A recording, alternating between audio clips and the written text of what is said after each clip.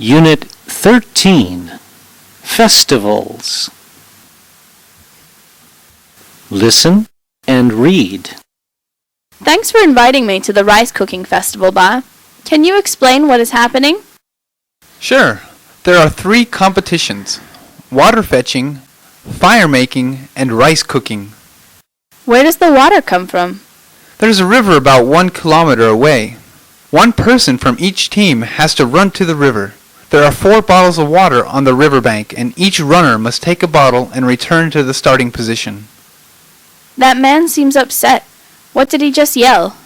He urged his teammate to run faster. What's special about the fire-making contest?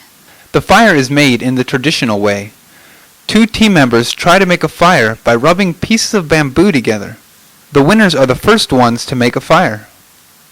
I'm interested in the rice cooking contest, too. 6 people from each team participate in this event. They have to separate the rice from the husk and then cook the rice. How do they decide who wins the contest? The judges try the finished products, and the most delicious rice is the winner. Then all the points are added and the grand prize is awarded. Is that what is happening now? The council leader just said that he was pleased to award the prize to the Ton Chu team.